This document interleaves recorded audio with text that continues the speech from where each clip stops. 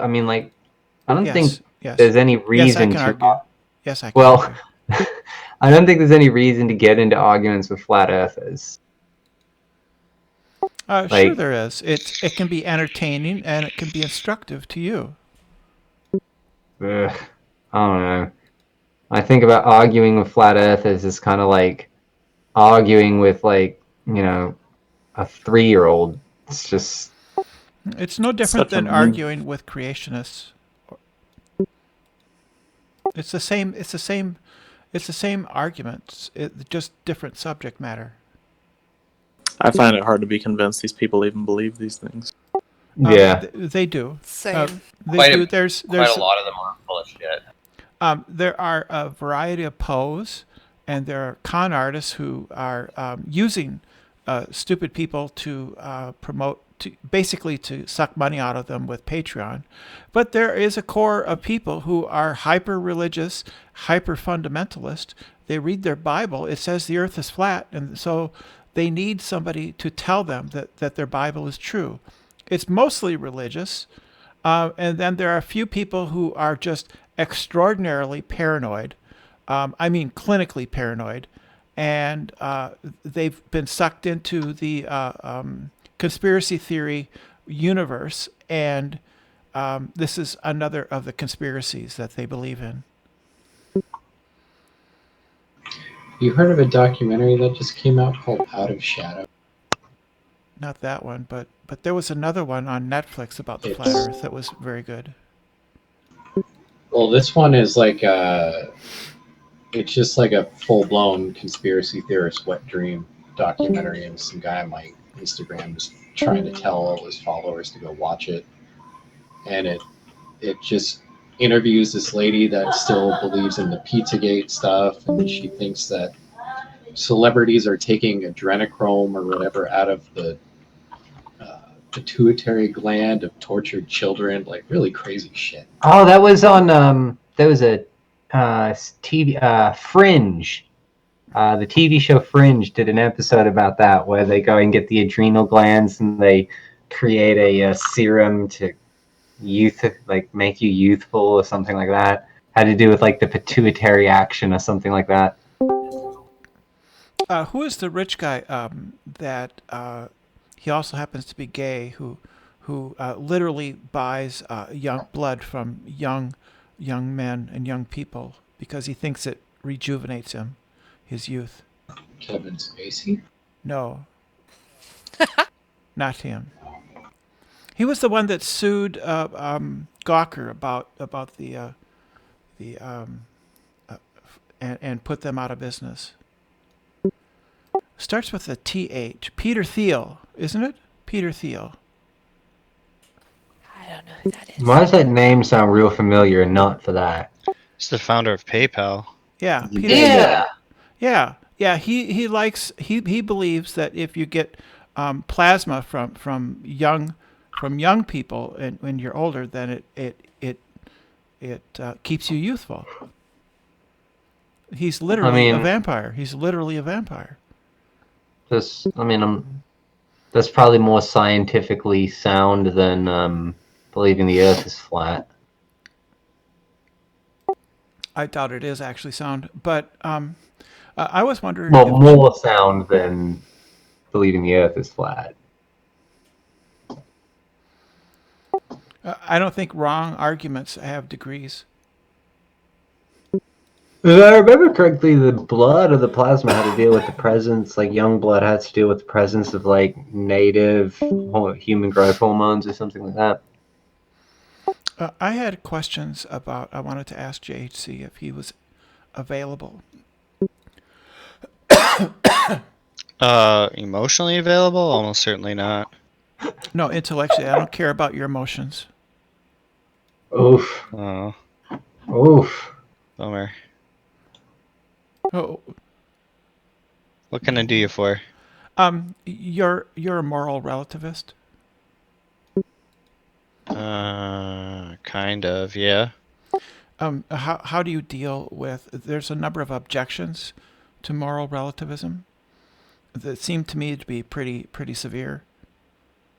Right?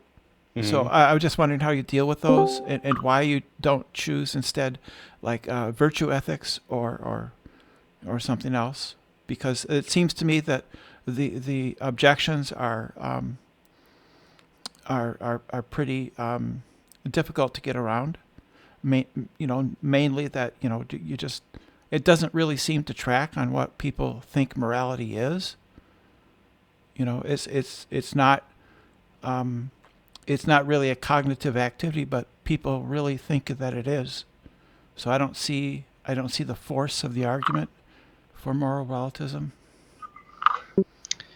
Moral relativism is the view that there are moral judgments that are true or false, and what makes them true or false is a set of like localized facts, things that are relative to you. Yeah, but Usually cultural. Yeah, and so then I take how it- can one culture be true and another culture be false? What do you mean? If it's relative to culture, then if one culture says X is bad, then it's bad, and if another culture says X is good, then it's good. How can Well, X be both there's no true s- and false? How can X be true and false? Well, that kind of begs the question, because there's no such thing as true or false simpliciter when it comes to moral judgments. Just like there's no true or false with respect to, like, right now, it is, let's say, midnight. Okay? Right now it is midnight. And more specifically, let's say it's 11:55 p.m. No, it's not. Now you could say, well, how could now be 11:55, but actually it was 11:54? How is it that the truth value is changing? Well, the reason is because propositions. time is relative. There's no objective fact of the matter about time. Right. So some propositions are what they call tensed or indexed, meaning there's no you can't just say is X true or false. You have to say true or false with respect to what. Okay. So that's how moral relativists get out of it. There's no such thing as is X good or bad. There's only is X good or bad with respect to a certain cultural backdrop. My culture says female genital mutilation is a moral is a duty. It's an obligation, and it's a moral good. It's a social good. That's what my culture says. My culture says that. Yeah. So, that doesn't seem to me to be what we mean by moral, because people, I kind of think it should transcend cultures. I want to say that no, that's not correct. Well, it would be great if everybody could just be bullied into believing what I think. But that doesn't seem to be the case. We're left with either, this is, believe it was McIntyre, right? We're either left with a modified version of virtue ethics or Nietzschean will to power, right? Mm-hmm. Yeah. Yeah. That seems unpalatable to me, to be left to Well, it might not a be will pleasant. to power, will to power to enforce moral adherence to, it doesn't seem, I don't like that. It's not fun, but what it has going for it is it's got explanatory force, right? It explains a lot of things. It explains how there can be cultures that are so fundamentally opposed to each other, and they believe it. You could just take the view that everybody else is wrong and it's literally just me who's right.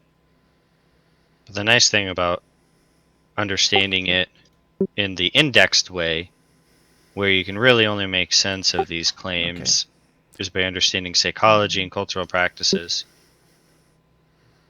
There's another objection, which is that moral progress is a difficulty for cultural relativism, because on what grounds do you have to say that your culture is wrong? It's the same thing that happens in like evolution. It's really no such thing is progress, not even an evolution. Wait, There's we're just talking about change. cultural relativism, not Right. is not making an evolutionary appeal. My culture is right No, in virtue I'm of it saying being my culture. I'm saying progress in ethics is the same as progress in evolution.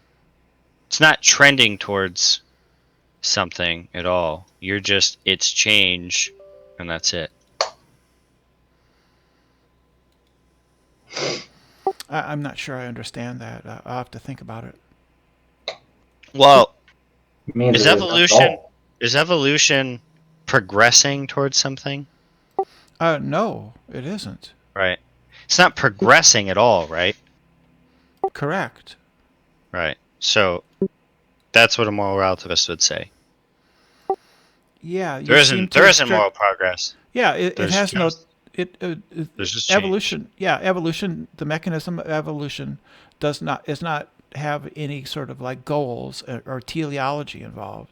But I kind of want to say that that's what we kind of expect from morality. We expect it to be normative and to have goals. I mean, that's what it means to be moral. So it seems to me you're not doing moral reasoning anymore. I have a question. Well, you can do moral reasoning, but it has to be within a framework. And it does strike us weird Yeah, I to know. say that we're progressing towards something. I Yeah, understand so that some people who study it as a specialty might say that, but for most people, it's like you did something mean to me, bad, right? Or you were nice to me, I like you. That's what the bulk of it comes down to. Specialists might talk about whether we're progressing, but there's really no clear sense in what they mean. What do you mean by progressing? What are we progressing to? I have a question. Can Sure. you hold to some kind of like moral system for yourself while recognizing that society as a whole has to operate differently than the way you would wish it to um, go based on your own morals? Like, Yeah, so, absolutely. so can you make a distinction between, say, I think that, you know, um, X should be this way in my life. This is what I hold to be moral. But for the benefit of society, we have to understand that X cannot be this way. So it's almost like a differentiation between your individual morals versus your understanding of ethics as it relates to the way in which society operates. Yeah. So let me grab something here. So I sort of apologize. I've sort of like jumped on you, JC, but I've I know been what you're thinking. doing. I've been thinking about these That's things, okay. and I have questions, and you're an expert that I think I can ask questions to. Well, I don't know if I'm an expert, but I'm You happy know to more talk. than I do. Wait, JHC, is the question just what essentially causes time, or am I misreading that? No, we're talking about ethical relativism. And Kat, to answer your question, there's something that Henry Sidgwick calls the profoundest problem. Okay. And the idea is that there's, let's see. Okay. Sidgwick's dualism of duty and self-interest. So the idea is that seems like one could never be rational, certainly not rationally but morally required to end your own life. But at the same time, it seems like ethically we might be required to end our own life sometimes. Like there's a sense in which when you're doing ethical analysis, what you're supposed to do is, in Sidgwick's words, take the view of the universe, right? You Uh-huh. set aside all the things that distinguish you, and you say, all right, I'm going to step away from my own circumstances. I'm going to say, what's better, that this person dies or everybody? And it shouldn't, ethics should dictate that you, just because that person is you, shouldn't change the equation. Right. But at the same time, it doesn't really seem like a person can be rationally required to end their own life. In fact, that might be the only thing that a person isn't rationally required to do. So, I always held this idea that you could believe that. So, for instance, like the person ending their own life, like if you end your life, you save the rest of the people. If you don't, everyone dies. And obviously, we would want to say, the ethical thing would be for them to end their lives.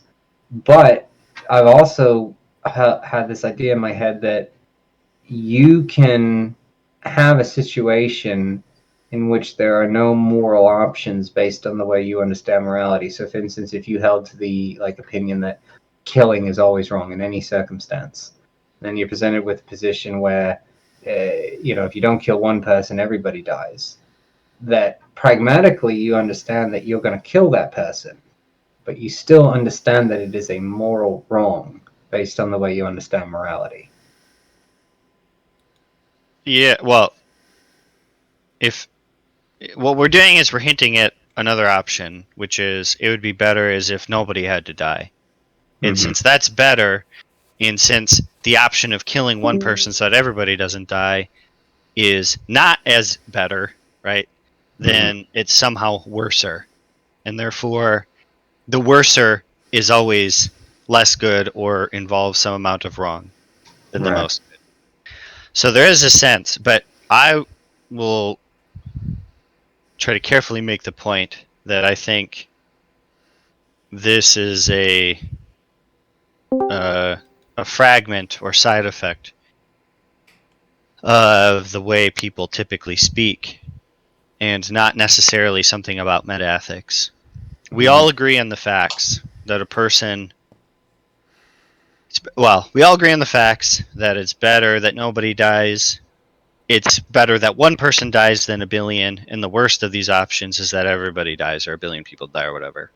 We all agree on the facts, and since we're arguing about what to call it, it is a de facto verbal dispute. If everybody agrees on the facts, except on what to call it, then I try not to get in those kinds of disputes. Now, if somebody said there's no difference between one person dying and a billion people dying because they're both wrong and you can just do whatever you want, now we can have like an interesting conversation. But if everybody agrees that the course of action that somebody should do is to sacrifice one instead of all, then we're just arguing about what label to put on it. And my view about ethics is that people don't use these concepts consistently. People use ought in dozens of different ways that are incompatible with each other. And it doesn't really seem like that's a problem. So a lot of times when we get into these nitpicky arguments, and honestly, like 90% of philosophy, my guess is what they're doing is they're just gathering data from their surroundings about how a word is used. And it's easy to find use cases that back it up. And it's easy to appeal to the dictionary. And it's easy to find some usage or another. But all you're doing is discovering that language is incredibly messy. It doesn't reflect anything except for the frequency by which people use it to describe something. And there's probably a lot of philosophical problems that could be avoided if people stopped hanging on to words so tightly. So that's my view that you didn't ask for. But that's what I think is happening in the case of, yes, it's obviously undesirable that anybody dies. Well, and we can presume that's the case. and it's somehow worse that a billion people die, or should we call them both evil or wicked?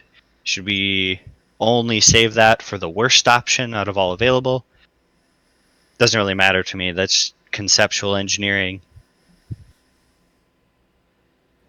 Whatever works.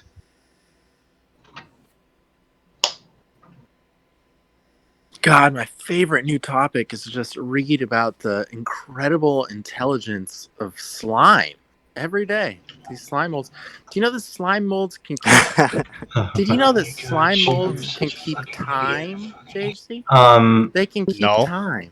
Yes. Look at the article I just posted you. Yes, No, they you can. said, do you know that? And I said, no. Oh, yeah. Oh, I know you don't know any of this. I know. So